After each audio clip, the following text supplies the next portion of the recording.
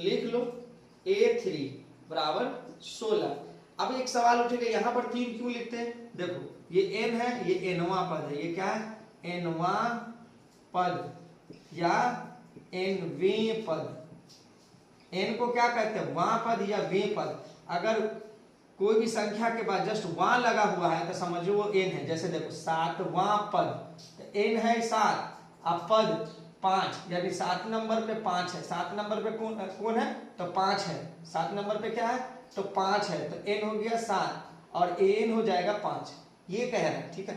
नहीं, 7वें पद 5वें पद से, अच्छा 5वें पद, ये भी n दे रहा है, ये भी क्या दे रहा है? n दे रहा है। क्लियर? वो भी n दे रहा है, ठीक है?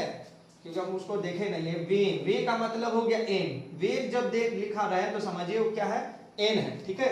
अगर क्वेश्चन में जैसे तीसरा पद 16 है तो n दे रहा है 3 और an हो जाएगा आपका 16।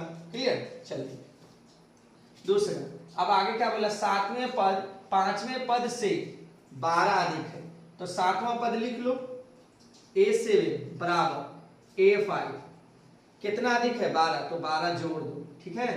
12 जोड़ दो। अधिक का मतलब होता है जोड़, अधिक का मतलब ज्यादा, ठीक है? चलो, तो A7 इसका फॉर्मूला बैठो, A plus n minus 1 into D, A plus n minus 1 into D plus 12। देखो यहाँ भी A और A सेम है, कट गया। n का मान कितना दे रहे हैं? यहाँ 7, 7 माइनस 1 इंटू डी। यहाँ n का मान कितना दे रहा है? तो 5। यहाँ पे जो संख्या लिखा रहता है वो n होता है, तो 5 माइनस 1 इंटू डी प्लस 12। तो 7 में से 1 जाएगा तो 6d, 5 में से 1 गया तो 4d प्लस 12। देखो ये प्लस में है, इधर आ जाएगा तो माइनस हो जाएगा, 6d माइनस 4d बराबर 12। 6 में से 4 कितना बचेगा? 2d बराबर 12। 2 छक 12, 6 d का वैल्यू कितना निकल गया? 6।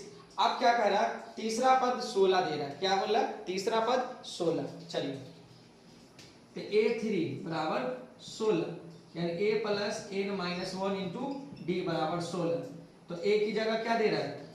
कुछ नहीं दे रहा है। A प्लस n की जगह क्या दे रहा है? 3 माइनस 1। और d की जगह देखो, अभी d का वैल्यू हम लोग जस्ट निकाले 6, या 6 रख दो बराबर 16।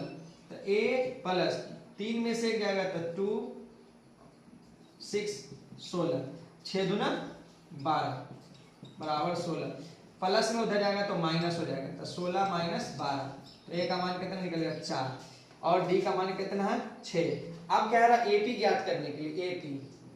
तो AP निकालने के लिए प्रथम पद कितना कह रहा है? 4, प्रथम पद में 6 जोड़ दो, कितना जाएगा? 10, फिर